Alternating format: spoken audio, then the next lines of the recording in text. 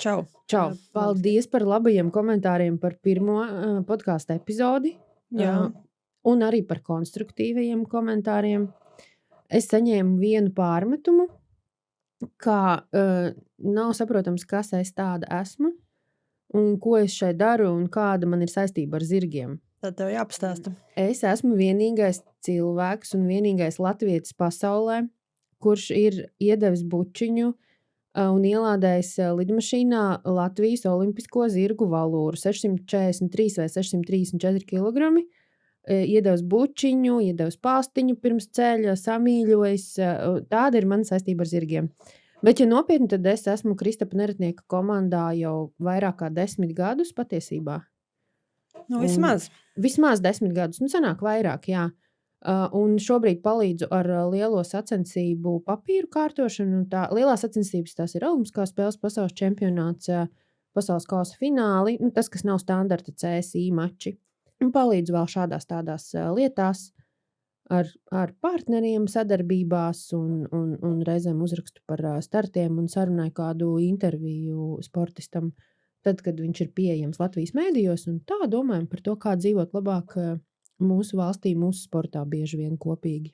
Bet bez tā viss tev ir arī savs zirgs, un tu arī jāj. Man ir 17-gadīgs kornets ar sagvārdu krosāns, un mēs varbūt kādreiz mačos leksim metru.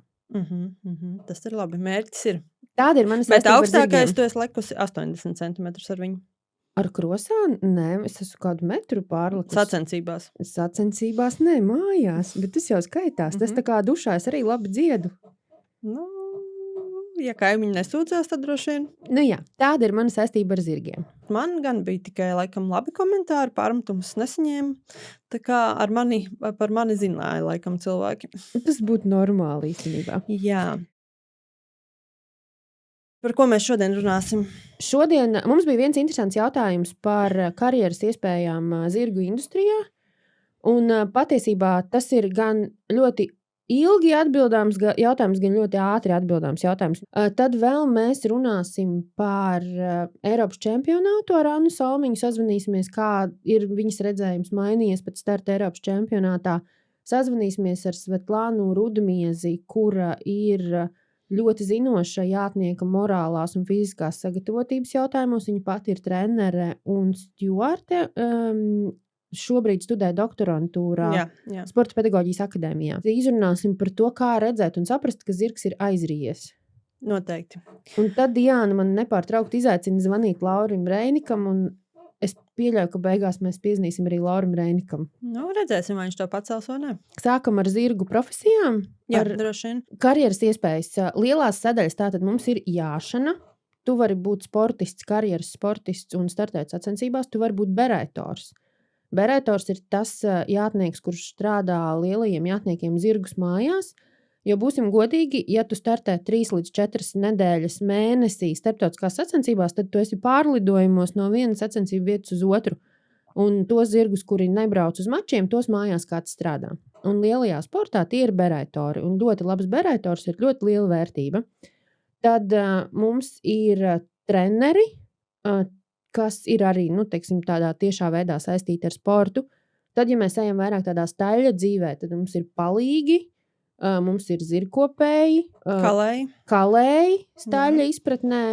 Tur jau mēs ejam tādā veterinārijas virzienā. Mums ir veterinārā ārsti, osteopāti, akupunktūras speciālisti, viss, kas ir veterinārā sadaļa, kur ir iespējas attīstīties. Ja mēs ejam uz sacensību virzienu, tad mums ir stjuarti, tiesneši, maršrutu sastādītāji asistenti. Ja mēs ejam uz mēdījiem, publicitāti, PR, tad arī šeit mums ir ļoti liels iespējas, jo ir jāsaprot, kā tas zirgs ir jāfotografē un jāfilmē, lai viņš labi izskatītos, lai jātnieks labi izskatītos. Jāzina, kas ir labais tonis, tad arī mums patiesībā Latvijā nav tādu PR speciālistu, marketinga speciālistu, kas orientētos un saprastu tieši par jāšanas sportu, kā rakstīt relīzes, kam viņus sūtīt un kā labāk komunicēt. Ja mēs ejam jau tādā lielākā pasaulē, tad mums tur ir arī aģenti zirgu tirdzniecības jautājumos un starpnieki. Un tā ir liela lieta. Izsoles? Izsoles ir vēl viena karjeras iespēja. Īstenībā vēl pie tādas ikdienas sporta dzīves ir arī šoferi. Jā, es gribētu teikt transportēšana un transportēšanas kompānijas un tā tālāk, jā, protams. Jo transportēšanas kompānijas, piemēram, arī, tas jau tādā arī lielajā pasaulē, arī tie paši lidojumi ir atsevišķas transportēšanas kompānijas, kuras arī nodrošina zirgu pārvadājumus uz no lidostu no karantīnām, un kuras organizē karantīnas, kuras organizē un kārto visus veterināros dokumentus ar visām muitām un tam līdzīgi. Attiecīgi tālāk jau pašam lidojumam un kuras organizē šo lidojumu. Izsoles mums ir, bet par izsolēm mēs diezgan maz ko zinām. Es vismaz. Jā, es arī ļoti maz par izsolēm. Es vairāk zinu par to, kad ir šeit stjuarti, par cik es kādreiz biju par palīgu strādājusi, tad veterinārārs stjuarti, kurš sacensībās maršrutu sastādītāji, ne tikai stjuarti, bet arī cilvēki, kur strādā laukuma komanda. Jā, un nodrošina to, lai pareizā laikā cilvēks iet laukumā un tā tālāk. Tā kā viss šis arī dzen. Arī tiesnešu sadaļā tur vēl sacensību sekretārs un tā tālāk. Tas galds jau ir diezgan garš patiesībā. Tieši tā.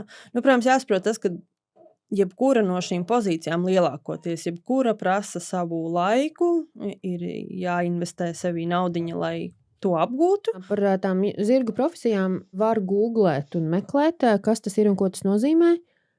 Kā kļūt par palīgu stjuartu, tur maršrutu sastādītāju. Kā tu kļūsti par palīgu, tu vienkārši strādā. Tu ej un strādā, un tu sākotnēji lielākam jātniekam visticamāk esi otrais palīgs vai trešais palīgs. Tas ir tas, kā es īstenībā sāku, jo es arī ar Diānu esmu bijis 2 nedēļas Austrijā, kad viņi pie Andrijas strādāja, un es biju tas cilvēks, kuram pasaka, atnes ūdeni, izved tačku. Tādā līmenī tu sāc, un tad tu vienkārši mācies un sevi pierādi. Un jāsaka, ka palīga darbs ir arī ļoti labi atmaksāts, ja mēs runājām jau par ārzemēm. Palīgi pelna vairāk nekā veterinārārsti. Vairāk nekā veterinārārsti Latvijā, ārzemēs strādājoši palīgi viennozīmīgi. Jā, tas gan, jā. Jā, tās summas ir vietas, kur maksā 1000 eiro mēnesī, ir vietas, kur maksā 4000 eiro mēnesī, un ir dzirdēts arī vēl lielākas summas. Plus tas ir atkarīgs no vienošanās, bet ir iespēja saņemt arī procentus no balvu naudām. Tas ir atkarīgs no tā, cik liela tev ir pamatalga, un tas jau ir tādās pavisam detaļās ejot līdzīgi kā jātniekiem. Jā, atkarīgs no tā, kāda ir īstenībā vienošanās ar zirgu īpašniekiem. Kas mums vēl ir piebilstams par zirgu profesijām? Mēs paši esam Diāna, ir tātad veterinārārstu sadaļā. Jā, tu esi pie komunikācijas sadaļā. Tieši tā, un tad brīvajā laikā, cik tas ir, tad mēs arī pajājam kādu zirgu. Pašas. Ko zvanam varbūt? Svetai zvanam. Jā. Tātad, kā jau Ilze minēja, Svetā ir daudz un dažādi tituli. Viņa ir ilgus gadus par treneru strādājusi un strādā joprojām Kleistos. Viņa ir arī Sanktpēterburgā strādājusi par treneri, gatavo zirgus sacensībām, pati piedalījusies gan konkursu sacensībās, gan ieādes sacensībās. Halo. Sveiki, labrīt, Sveta, Ilze un Diāna zvana. Čau! Čau. Kā tev šis rīts? Fantastiski. Tikko brokastus uztaisīju. Tad mēs tev iztraucējām brokastot. Nē, es apvienošu un turpināšu. Cerams, ka tu neesi pikta tagad. Nē, es parasti nebrokastoju, bet šodien man tā unikālā iespēja. Mēs zinām, ka tu esi ļoti zinoša. Kaut kā tas tā vienmēr gaisā ir bijis. Bet tagad mēs sākām iedziļināties un skatīties, ko tik tu neesi studējusi. Ļoti visai iespaidīgi. Kas tev pašai no tā visa ir sirdī vistuvākais un par ko tu visvairāk dedz šobrīd? Tieši par studijām iet runa? Par tēmām, jā, kuras tu studē un kuras ir par tavā... Tēmām. Noteikti tas, ko es tagad droši vien doktora disertācijā arī pētu un rakstu, jā, tas, kas ir saistīts ar sacensību darbības optimizācijas iespējām, jā. Un tajā skaitā tas ir saistīts ar metodoloģiju. Tas, kas man ļoti iekrīt acīs, piemēram, Latvijā mums ir ļoti liels tāds metodoloģijas trūkums un vispār literatūras trūkums, ja mēs sākam pētīt vispār literatūru pēdējā laikā, kas izdots, jā, un tad mēs paskatāmies, kas ir baltakmens, kurš gads, jā, un par ko iet runa, jā. Ja es nemaldos, tie ir kaut kādi varētu būt ap 80, 90, kaut kas no tās. Tas saistīts ar kolhozu ir zirgu audzēšanu un tādām lietām. Bet nekādā gadījumā tas nav saistīts ar sportu un sportu mūsdienu izpratnē. Nu, mēs arī, godīgi sakot, saskaramies ar to, ka patiesībā mums nav informācijas latviešu valodā ne par ko, kas ir saistīts ar mūsu sportu. Nu, jā, mums ir kaut kāda elementāra tur sacensību noteikumi, tūkot FEI noteikumi, bet mēs saskaramies ar ļoti daudz jautājumiem arī, teiksim, par to pašu zirgu aprūpi, par ko cilvēki nezina. Tā kā tas, par ko tu mini, nav vienīgais, par ko nav vispār nekādas informācijas. Jā, tas tāds viens no blokiem droši vien, ja mēs skatāmies uz sporta treniņu sistēmu kā tādu, treniņu un sacensību procesu vispārīgi. Jo, protams, ka es te varu tagad mēģināt īsi kodolīgi kaut kā to visu apkopot, par ko es domāju, un kāpēc vispār cilvēkiem būtu jāmēģina kaut kā izglītoties un darīties. Ja? Ok, bet tātad šobrīd tu raksti par to doktora disertāciju, un mēs varēsim ar tavu darbu kaut kad iepazīties. Jā. Tas, kas saistīts ar doktora disertāciju, viņš vairāk ir tāds teorētisks, jo sākumā skaidrs ir, lai kaut ko izdarītu praktiski, tas tev sākumā jābūt ar teorētiskai bāzē. Ja teorētiskās bāzes nav kā tādas, viņi ir jāizveido, lai uz tā pamata, pēc tam mēs varētu kaut ko praktiski arī tālāk darīt. Tad droši vien man nāksies stāties vēlreiz doktorantūrā, un tad mēģināt ko tālāk darīt. Ļoti labi, galvenais ambīcijas. Nē, galvenais, man liekas, ir darbs kaut kāda kopēja mērķa vārdā, lai mēs visi dzīvotu labāk, jo man liekas, vismaz mēs ar Kristapu un te domu biedriem esam pārliecināti, ka mēs varam dzīvot labāk mūsu sportā. Mēs noteikti varam, manā skatījumā ir jābūt noteikti, ka komandai ir jābūt idejai, ir jābūt vēlmei, un tad tikai uz priekšu ejam un daram. Tas ir bišķī tās stūrakmeņs, kas uz doto brīdi droši vien, ka bremzē vispār sistēmu kā tādu Latvijā, mūsu sporta veidā. Labi, nebūsim negatīvi. Nē, bet būsim arī reāli. Negatīvi, nē, bet reāli arī. Mums bija vienkārši arī jautājums no klausītājiem par to, kādas vispār ir profesijas zirgu industrijā pieejamas. Kā vispār var Latvijā par treneri kļūt? Treneriem uz doto brīdi Latvijā agrāk bija tā, ka treneriem principā viena institūcija, tā bija Latvijas Sporta pedagoģijas akadēmija. Ņemot vērā to, ka trenerim tomēr jāspēj nemitīgi paplašināt savus redzeslokus, ja viņš grib un vēlās izaudzināt konkurētspējīgus sportistus. Par sporta treneriem Latvijā var strādāt, kā jau mēs zinām, pēc likuma vienīgi tās personas, kuras ir ieguvušas atbilstošu kategorijas certifikātu konkrētajā sporta veidā, vai kuras arī ir ieguvušas diplomu par augstāko pedagoģisko izglītību sporta studiju programmā. Vai studenti arī, kas vēl studē, kas ir procesā. Un es, piemēram, esmu apkopojis arī pagājušā gada sporta certifikācijas datus. Jātnieku sportā C kategorija ieguva 53 treneri, B kategorija 9 un 6 ir absolvējuši. Viņiem, respektīvi, ir tās tiesības strādāt 5 gadus turpmākos sporta jomā. Bet pietiek tikai ar to, ka ir tas sporta pedagoģijas akadēmijas certifikāts, bet tur taču vai tad māca padziļināti kaut ko arī tieši par zirgiem vai vienkārši tikai par trenēšanu? Principā sporta akadēmija viņa dod tāds kā pamatus vispār sportā, sporta teorijā, sporta pedagoģijā. Jā, tur ir runa par didaktiku un metodikām, līdzekļiem un tā tālāk. Ievirsi un ieskat arī daudzos citos sporta veidos. Mums ir jāiepazīstās apmēram ar 50 plus kaut kādiem sporta veidiem. Un tas arī palīdz ieviest kaut kādas, varbūt neordināras, izmantot līdzekļus savos sporta veidos. To skatījumu, jā, bet jebkurus darbus, kas ir doti sporta akadēmijā, ko tu raksti attiecinām uz savu sporta veidu. Jā, ja tu ej praksē, tad mums ir tas izņēmums, sporta veida izņēmums, jā, kas ir sadarbībā ar federāciju. Jo viņi nevar nodrošināt pēc tās infrastruktūras un to daudzumu, kas nāk trenēties, viņi nevar nodrošināt uz vietas. Līdz ar to mēs praksē ejam jau kaut kādā sporta bāzē, sporta centros un līdz ar to arī apstiprina federācija attiecīgi papīrus. Bet C kategorija tagad ļoti daudzās vietās var iegūt. Viņi var iegūt Latvijas treneru tālāk izglītības centrā, sporta izglītības aģentūrā, piemēram, Liepājas universitāte. Kas ir ļoti interesanti, ir Latvijas Sporta federācijas izglītības centrā, profesionālas pilnveids un tālāk izglītības centra, iestādē fitnes mācību centrs. B kategorija bišķīt mazāk, Tā ir Latvijas Sporta pedagoģijas akadēmija, Strādaņu universitāte, Latvijas universitāte, Daugavpils universitāte un Liepājas universitāte. Kāda ir atšķirības Tiešām starp tām strādā. kategorijām? Tieši. Ko es drīkstu ar vienu un otru, un ko es nedrīkstu ar otru? Jā, es sapratu jautājumu. Principā pēc būtības C kategorija tas ir tāds saicināts kurs, viņš apmēram, ja es nemaldos, kaut kāds pusgads. Tur ir sporta teorija, anatomija, fizioloģija, tas viss ir tāds pamata virspusē, ja viņi aizstāv kaut kādu diplomu darbu. Cik es zinu, ka ar C kategoriju tu vari būt tikai kā trenera asistents, bet viens pats tu strādāt nedrīkst. Nedrīkst būt kā vadošais treneris, vecākais treneris. Bet tas saraksts, ko tu nosauci, lielākā daļa bija tieši C kategorija. Jā, Okay. jā. Tā diemžēl ir. Pēc būtības ir savā ziņā kaut kā tomēr ķeksīšu pēc. Ja man būtu C kategorija, es nevarētu. Es varētu stāvēt tev blakus un asistēt tavu trenēšanu. Tieši tā. Okay. B kategorijas treneri, tie treneri, kuri ir ieguvuši bakalaura grādu, viņi ir izmācījušies 4 gadus. Tas tāds diezgan padziļināts un tāds sarežģīts kurs. Tie, kas iziet, man liekas, B kategoriju, tie ir vienkārši hero. Parasti atstājās pirmajos 2 kursos ļoti ātri. Tā ir visur laikam.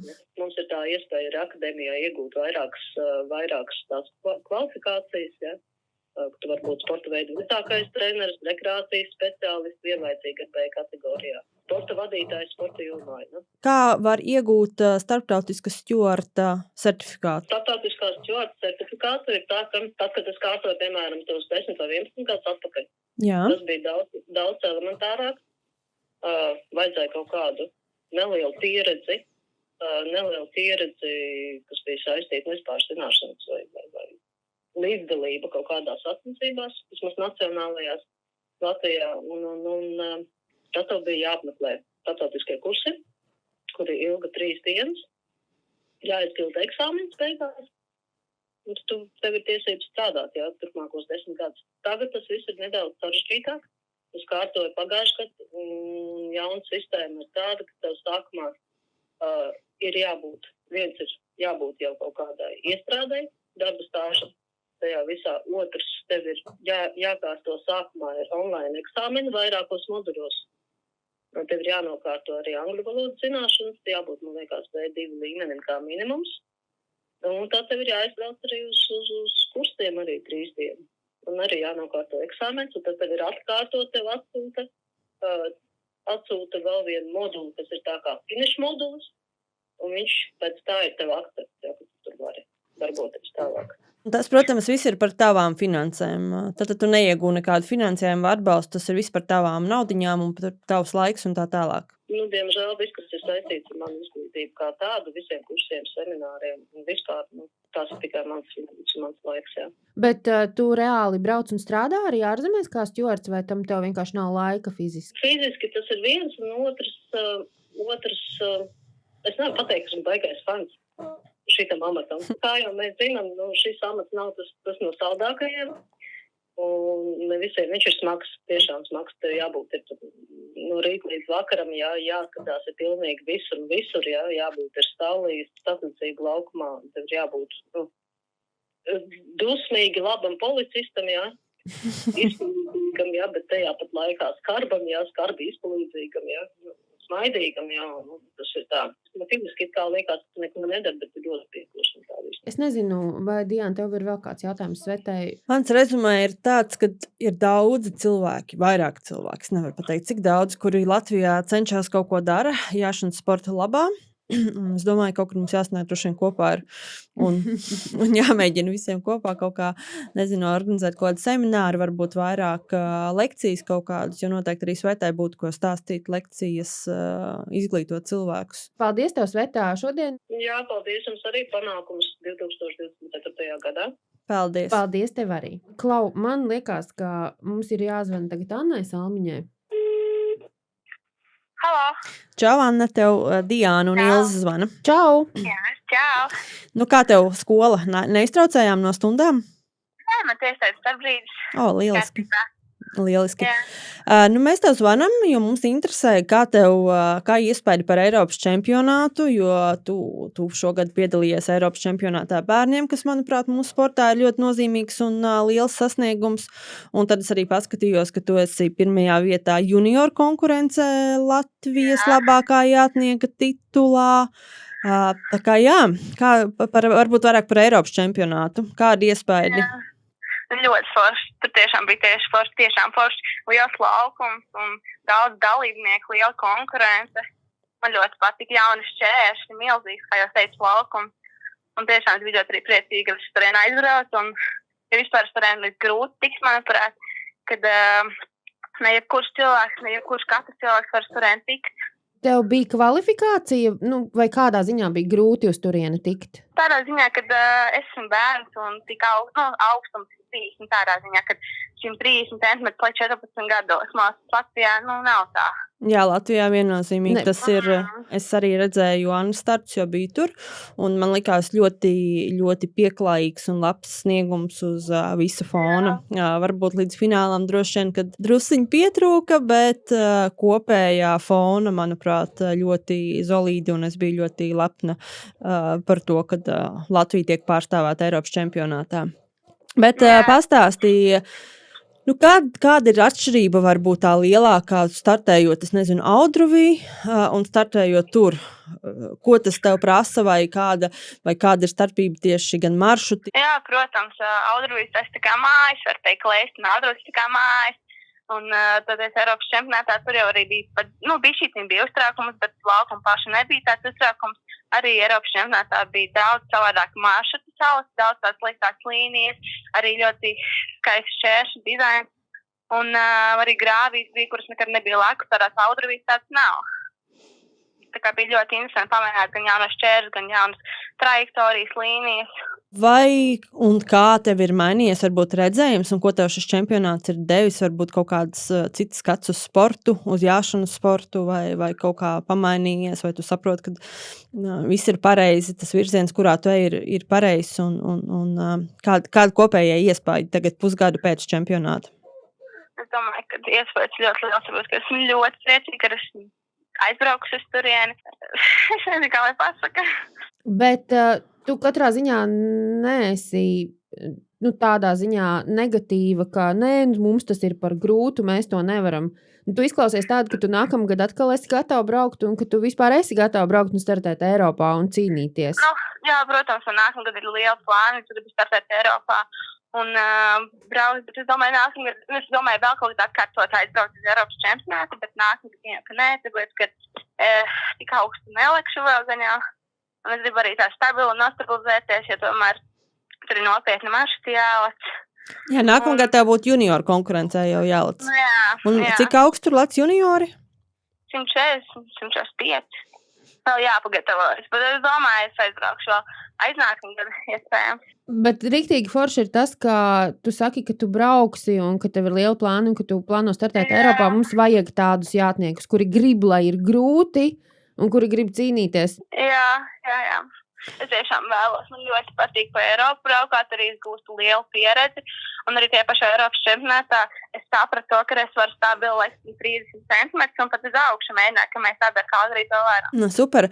Un saki, tavi atbalstītāji lielākie ir tava ģimene, es saprotu pareizi? Jā, protams, mana ģimene.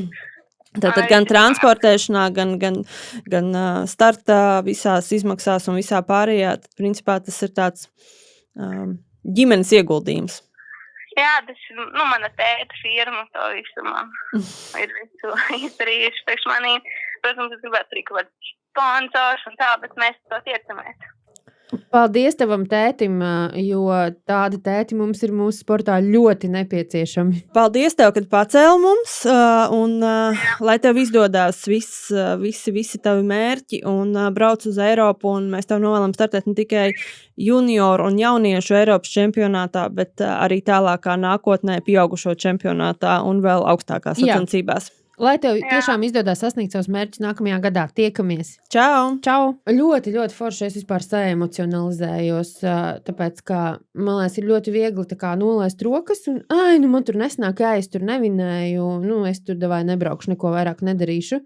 Bet man liekas, ka Annai īstenībā ļoti labi sanāk, un viņa ir arī, man liekas, tāds miers kaut kādā ziņā. Nu, es neesmu viņu ļoti ārprātīgi daudz redzējusi startējam, bet man liekas, viņa nav tas, kurš trako, ja nesanāk un met visu pa gaisu. Redz, es biju Eiropas čempionātā ar Lietuvas komandu, un arī palīdzēju Annai ar viņu zirgu. Un es tiešām vēroju gan lietuviešu bērnus, gan Annu. Man likās, ka Anna bija emocionāli, mentāli ļoti spēcīga, salīdzinoši mazāk stresa. To varēja mazāk redzēt. Jo Eiropas čempionātā īpaši bērnu konkurencē tu redzi visu. No prieka asarām līdz asarām, kad ir nokrists iesildē vai maršrutā. Tur ir visa emocija gama, un bērniem vislabāk var redzēt šo mentālo sagatavotību. Es domāju, gan. Un man liekas, ka Anna ļoti izolīti izturēja. Un tas ir ļoti būtiski šajā sportā.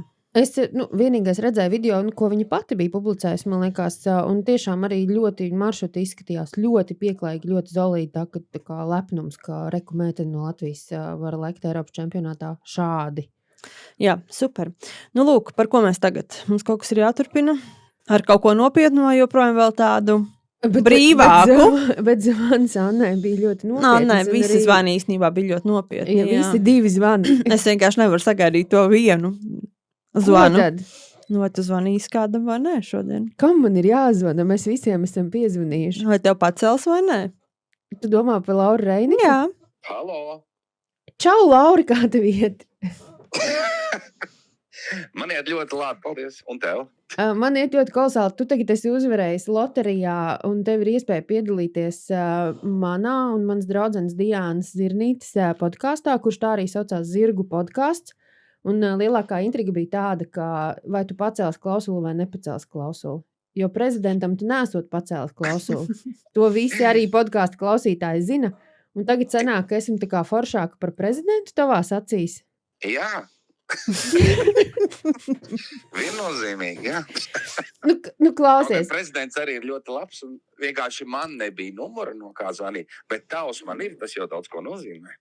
Tātad tas daudz ko nozīmē. Tātad mēs esam tuvi. Jā, mums ir attiecības tuvas. Jā. Klausies, bet ja nopietni par nenopietno, es esmu vairākas reizes minējusi, ka tu esi bijis Latvijas čempions konkurā kaut kādā konkurencē.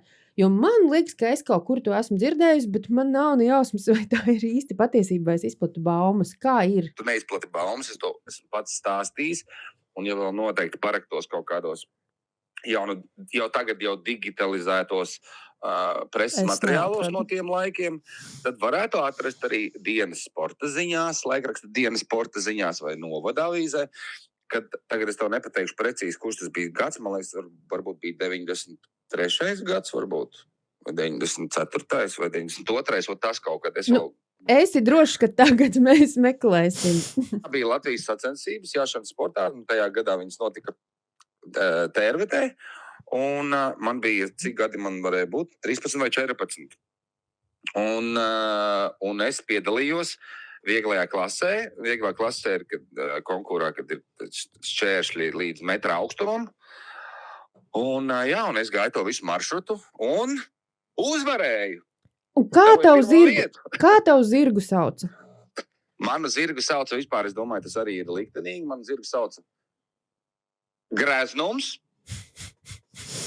Un tagad es vienmēr saku košums bieži, bet tad man bija Greznums. Un es patiesībā man nevajadzēja tajā sacensībās piedalīties. Tajā sacensībās ar to Greznumu bija jāpiedalās tādam vienam čalim. Viņam vārds joprojām ir Ritvars Ozols. Un tam Ritvaram tajā dienā bija kāzas. Un viņš nevarēja, protams, iet uz savām kāzām un sacensībās startēt ar to Greznumu. Un tad kaut kā TRVT zirgaudzētājs tie šefi un tie pārējie treneri redzēja, ka man ir iekšā, ka man ir tas potenciāls un kad es varētu ar to Greznumu labi tikt galā un iziet to maršrutu.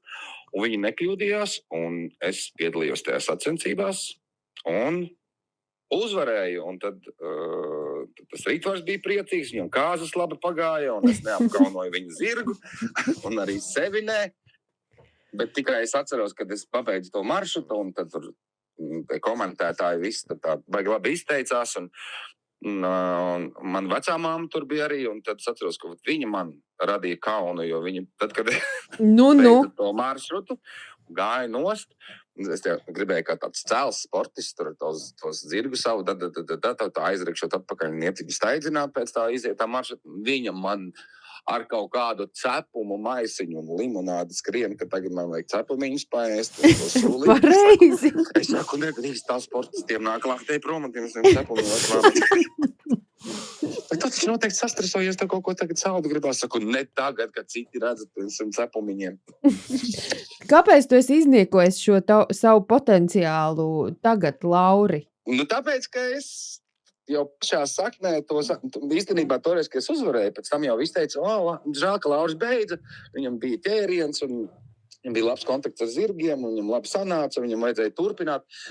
Bet es jau nezinu, kāda tur būtu perspektīva, kā jātniekam visu dzīvi dzīvot. Tas varētu būt kā blakus lieta, ko es esmu apgūs, jo pašā saknē jau es sāku nodarboties ar jāšanu sportu. Tērvetē tāpēc, ka es gribēju būt aktieris. Un es zināju, ka visiem aktieriem ir jāmāk jāt ar zirgu, kā filmā Vēla kalpi. Kā jātnieks, tu neesi baigo karjeru izveidojis, bet kā aktieris un dziedātājs, tur tev viss kārtībā. Kā dziedātājiem viss kārtībā lielākajā manā pasaulē. No tavā pasaulē. Tu neesi kaut ko dzirdējis, kas kā tavu raidījumu producē to vadu? Nav gadījies? Jā, tu raidījums arī ļoti labi starp citu vadīji. Man tā galvenā doma, ko es tev gribēju teikt, paldies, ir, ka man tas viss ir noderējis gan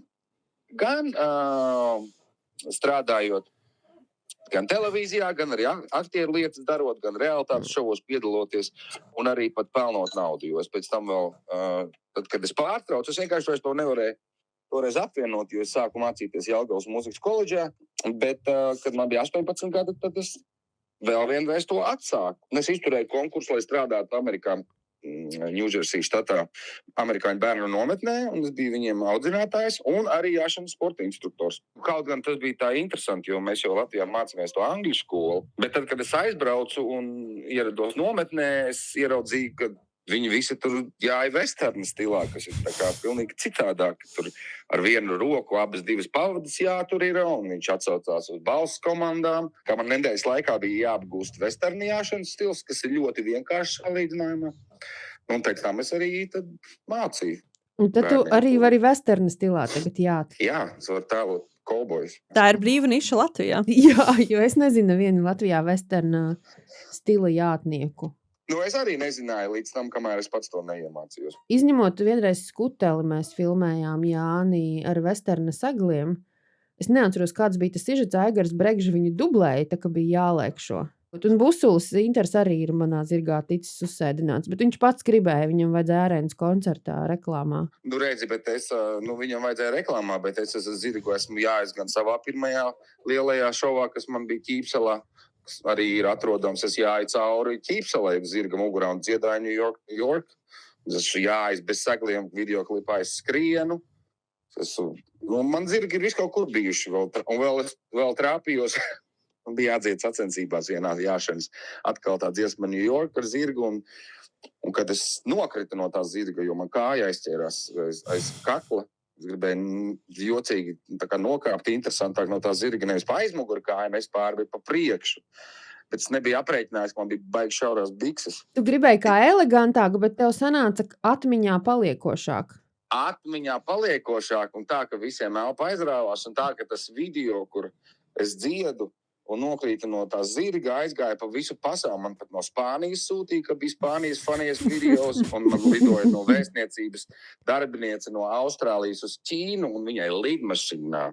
Ka filmas var skatīties. Jā. Vienā komēdija raidījumā pat man šis kritiens, ka Latvian famous singer falls off the horse, un viņi saka, oh my God, I just saw you in my plane. Es saku, ko es darīju tavā lidmašīnā? Efekts tika panākts. Jā. Labi, tā tad paldies tev. Tas viss, ko tu dzirdēji, tā ir taisnība. Labi, Laura, mēs izdomāsim, kā tev ievilkt atpakaļ tajā zirgu dzīvē, jo reku tava kaimiņiene Samanta jāj, un Dināra jāj, un Rūta jāj. Labi, un viņas tā kā gan pa tuksnesi, man liekas, vairāk vai pa mežiem. Bet, Samanta pa mežiem, tad vēl nokrīt un izlauž kāju samežu. jā, bez ķīveres. Es viņu ritīgi salamāju. Jā, es arī nezinu, skatos, ka viņi man patiesībā arābu zirgi, vismīļākie zirgi, es pats esmu izaudzinājis 2 un arī iejājis arābu zirgus savulaik. Un pat vārdu devis. Oho. Zini, pasaki. Es nezinu, kā citās zirgaudzētavās tērutē savulaik bija tā, ka piedzimst mazais kumeliņš, tad tam kumeliņam jādod vārds. Un tad pirmam burtam jābūt no tēva un mātes burtam jābūt kaut kur pa vidu. Tur ir tagad... kā kurā ciltsgrāmatā īstenībā, tāpēc, ka Latvijā, man liekas, vēl aizvien tā ir, bet, piemēram, Holandē viņi tur randomā izvēlās. Šogad mēs visus zirgus sauksim uz M burta, un visi, kas piedzimst, ir uz M burta. Un holandiešu un beļģu zirgi tagad ir ar visneizrunājamākajiem vārdiem. Bet mums arī agrāk tā bija kolhozā, ka tādā veidā deva vārdus. Jā. Pasaki, lūdzu, tagad, kā tavuprāt es nosaucu to kumeliņu. Viņam tēvs bija Alksnis un māte bija Piezīme, kas bija mans zirgs. Un Piezīmē piedzima kumeliņš. Un es biju viņam krustās. Un kā es viņu nosaucu? Jo pirmais burts ir A un pa vidu ir P.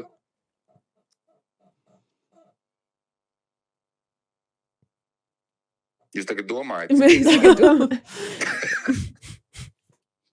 Aploks. Apātija. Apenes. Jā, apenes. Arābu mazais kumeliņš vārdā apenes. Apenēs. Var jau uzsvaru salikt visādi. Nē. Kā... Būs 3. variants, un tad jūs padodaties? Apātija. Nē. Domājiet vairāk fizika. Man bail jau saukt tālāk. Okay, mēs padodamies.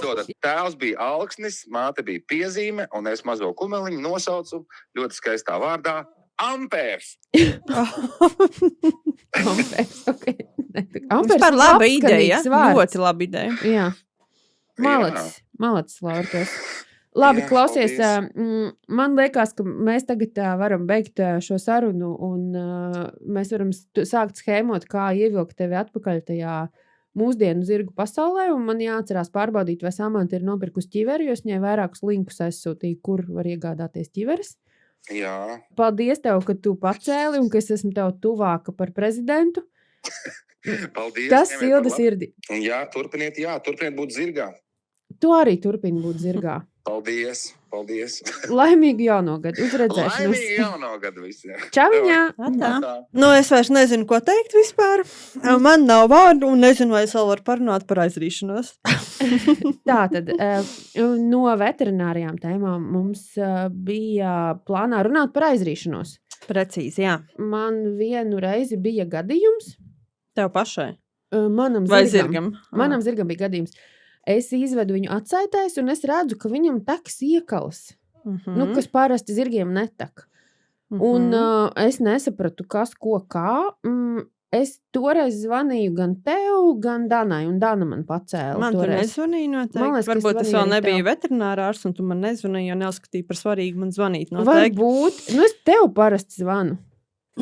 Izņemot to reizi. Es zinu, ka toreiz pacēla Dana.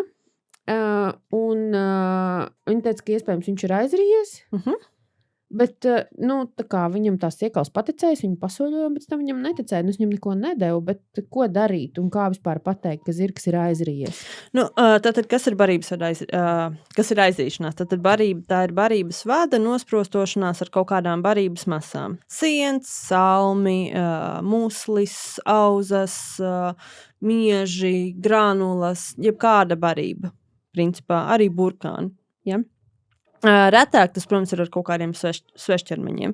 Kad tas notiek? Visbiežāk tas notiek tieši, ka jūs to pamanāt, kad jūsu zirgs ir paēdis. Tā kā tu teici, tavs zirgs jau iekalojās. Ja, es saprotu pareizi. Tās ir biežākās pazīmes, kad zirgs iekalojās un viņam caur degunu, caur nāsīm nāk arī putains, gļotains saturs. Tie izdalījumi var būt no baltiem līdz pat zaļiem. Tā kā, ja tavs zirgs būs aizrījies, es nezinu, ar zāles kunkšķi, tad tie būs loģiski zaļi. Ja? Parasti, kad viņi aizrijās uzreiz pēc aizrīšanās, viņi paliek nemierīgi. Viņi var purināt galvu, viņi nesaprot, kas notiek. Tas ir, protams, arī diskomforts. Viņi ir stresaini. Kas tad ir jādara? Jūs redzat, ka jūsu zirgs ir aizries, viņš tur purina galvu, nav mierīgs, viņam ir izdalījumi caur nāsīm, caur muti. Pirmais, kas ir jādara, ir jāieliek zirgs boksā, jāizņem ārā gan barība, gan arī ūdens, respektīvi, jo viņš nevar norīt, jo viņam kaut kāds ir kumos barības vadā. Lūk, un tas ir pirmais, ko jūs darat, un paralēli tam jūs zvanat arī veterināra ārstam, tāpēc, kad aizrīšanās ir neatliekama procedūra, respektīvi neatliekams stāvoklis, kurš ir jānovērš. Tad, kad jau tavs zirgs, pieņemsim, arī bija aizrījies, un viņam pēc tam atnāca viss vaļā, viņam viss bija kārtībā. Ja?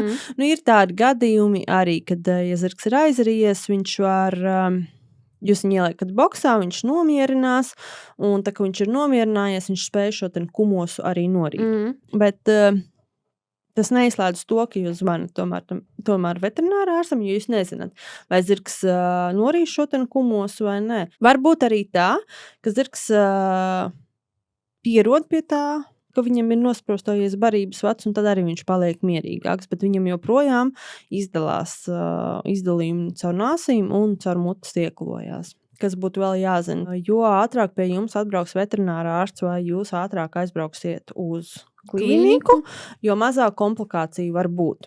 Kas var notikt, kas ir sliktākais? Tas var letāli beigties. Jā. Tas var būt kā komplikācijas. Jā? Nosauksim pirmā droši vien no komplikācijām būtu aspirācijas pneimonija. Ko tas nozīmē? Tas nozīmē to, ka tās siekalas, vai ja nav izņemta barība un zirgs ir aizries un mēģina joprojām ēst, tam visam kaut kur jāpaliek. Un tas nonāk trahejā un plaušās. Līdz ar to izveidojās pneimonija. Un pneimonijām var būt dažādas smaguma pakāpes, ja? Tā kā viena no šīm komplikācijām ir pneimonija, aspirācijas pneimonija, ar kuru pēc tam ir jācīnās. Jālieto antibiotikas, iespējams šķīdumterapija un tā tālāk. Tad šāda veida ārstēšana. Ko jūs visticamāk, ka vieglāk būtu veikt klīnikā, bet ir iespējams, protams, arī menedžēt mājās. Tas atkal ir atkarīgs no tā, cik smagi ir plaušu bojājumi. Lai novērtētu plaušu bojājumus, nepieciešams veterinārā ārsts, kurš var veikt plaušu sonogrāfiju. Vēl viena reizi runājot par kaut kādām veterinārijām lietām, man vienkārši paliek bail. Ļoti labi. Labāk varbūt nerunāt par to.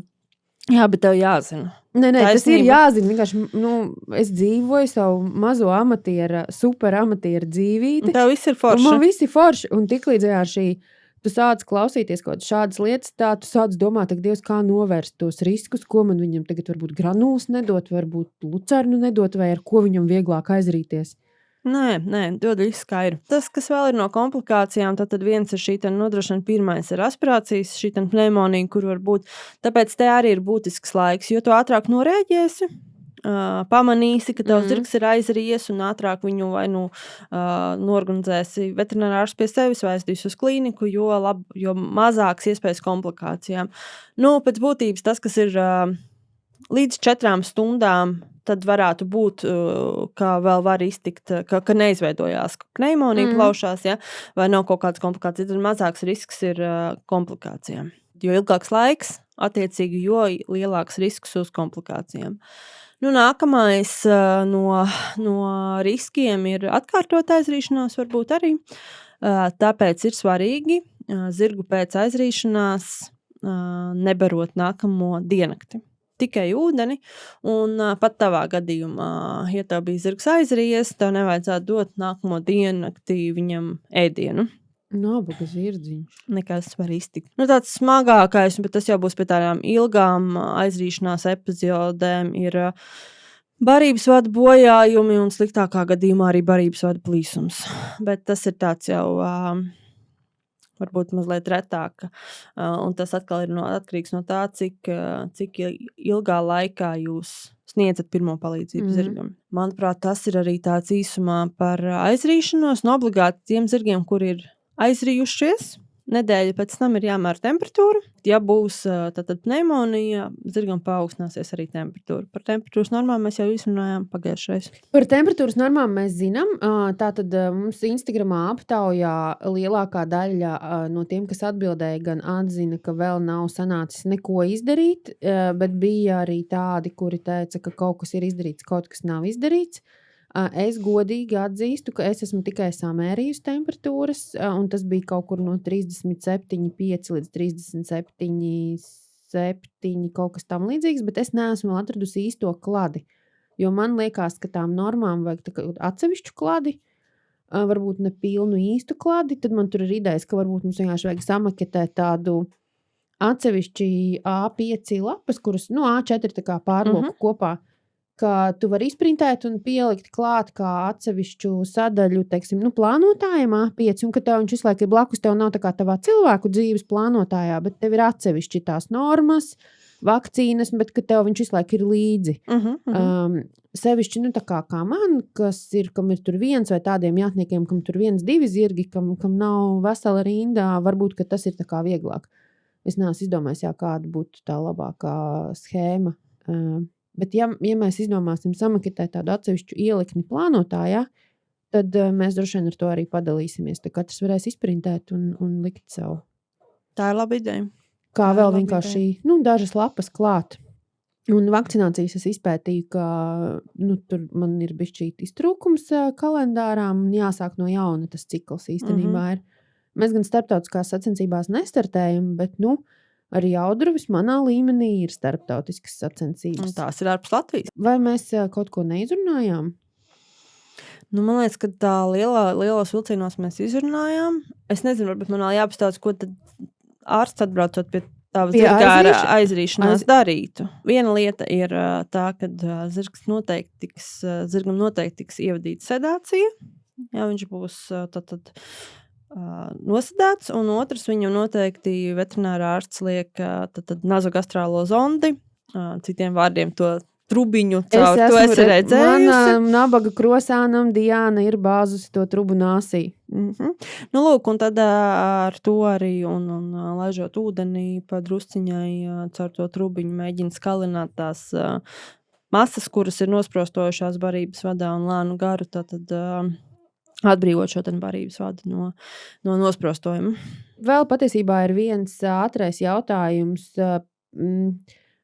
Kāds ir tavs skatījums, ja zirgs rīk gaisu? Agrāk bija tā, ka tas likās, tas ir šausmīgi slikti. Lika tur tās siksnas ap kaklu un kaut kā mēģināja to zirgu ierobežot. Kā ir šobrīd? Tur joprojām ir dažādi viedokļi, bet viedoklis, ar kuru es dzīvoju, ir tāds, ka man ir zināmi vairāk zirgi, kur rīk gaisu, un viņi to ir darījuši visu savu dzīvi. Un kaimiņi no viņiem nav iemācījušies. Tas ir viens, kas ir viens no tādiem, es domāju, kad mītiem, kad, ja mans zirgs rīk gaisu, tad tavs ar to noteikti iemācīsies. Un šīs siksnas ap kaklu, manuprāt, zirgam vairāk rada stresu. Neērti viņam ir. Stress. Viņš nevar darīt to, ko viņš tajā mirklī fiziski, kas viņam ir nepieciešams. Un viņi var palikt nervozāki. Tas ir viedoklis, ar kur es dzīvoju. Un esmu pārliecināta par to, ka tas tā arī ir. Tas ir arī tas mūsu komandas viedoklis, arī praksē pierādījies īstenībā. Tātad mēs izrunājām par profesijām, ieskicējām par profesijām. Mēs sazinājāmies ar Svetu, mēs sazinājāmies ar Annu. Mēs sazinājāmies ar Lauri. Mēs sazinājāmies ar Lauri. Mēs izrunājām par aizrīšanos. Vai ir vēl kas? Mums nebija vairāk nekas plānots. Mēs varam vienkārši paļurināt tagad par dzīvi. Un par to, ka mēs bijām ielikuši aptauju par maksas saturu. Jā. Jo būsim godīgi, lai tā nopietni sagatavotos, tam ir jāvelta laiks un stundas, kuras mēs tad neveltam citā darbā strādājot. Mums ir jau pieejamas 3 epizodes no iepriekšējiem semināriem, kurus mēs varam publicēt, bet kā maksas saturu. Un mums aptaujā atbilde bija, ka lielākā daļa, kaut 93% vai virs 90% saka, ka, ja tā abonēšanas maksa mēnesī ir līdz 5 eiro, tad tas ir ok. Un mēs varētu iet ar to, ka pirmo publicēt sarunu, kas mums bija ar Jānu un Ivetu par barošanu. Mums bija tā tēma sporta zirgu barošana, bet es domāju, ka tie cilvēki, kam bija jautājumi par barošanu, atradīs atbildes tajā seminārā ierakstā. Un tad mums ir saruna ar Ivetu par sporta zirgu aprūpi pēc lielas slodzes. Man liekas, tāds bija tas nosaukums. Un tad mums ir Diānas Zirnītes lekcija par pirmo palīdzību. Protams, viņi gribētu pārrunāt un pārrakstīt un tā tālāk. Es esmu televīzijas producenti, samaksā man, es varu noproducēt visu pārrakstīšanu, visu. Vienosimies pēc ētera. Kas tavā pasaulē notiek nākamajās nedēļās, ko tu darīsi? Wow, es atbraucu vakar no Igaunijas, kuras bija 3 dienas strādāt. Turpmāk manā pasaulē ir darbs klinikā un darbs pie klientiem. Ok, nekur nebrauksi vairāk? Nē, tagad nē. Un tavā pasaulē? Tavā pasaulē visādi šoviņi daudz? Manā pasaulē mums tūlīt beigsies paudžu duels, ko Lauris Reiniks vada, kā viņš pareizi iezīmēja. Un tad ir 3 zvaigžņu balva, tas būs 17. janvārī. TV3 tiešraidē es gribu aizbraukt uz sacensībām, iespējams uz Sopotu aizlidošu. Dubaja? Nē, šogad. Es gribētu īstenībā. Bet Kristaps tur būs janvārī, februārī, jāstāsta februārī. Tur arī tas februārs ir tāds jocīgs. Vispār neko nevar saplānot. Labi, tad jau mēs laikam tiekamies nākamgad. Es iešu Zozola koncertu 28. decembrī. Foršas arēnā. Obligāti iešu. Es mīlu Ozolu, man viņš patīk, viņš ir kolosāls. Tu atzinies mīlestībā? Ne, es viņu platoniski mīlu. Ok, labi. Tu nekas vairāk. Nē, vienkārši tas, kā viņš strādā un kā viņš var noturēties cik gadus tajā nozares virsotnē. Viņš ir tiešām tā scēnas kaut kādā ziņā liels bīdītājs. Viņš ļoti palīdz arī jaunajiem hip-hop scēnas dalībniekiem, ko es ļoti cienu. Ozols malacis. Forši. Labi, tad lai tev labs koncerts. Paldies. Čau. Čau, paldies visiem. Atā. Čau. Tas ir Mārtiņš Spuris. Jūs pabeidzāt? Jā, viņš mums palīdz. Jā. Jo šī īstenībā ir Mārtiņa studija, un viņš raksta šeit arī podcastu Laika kapsula.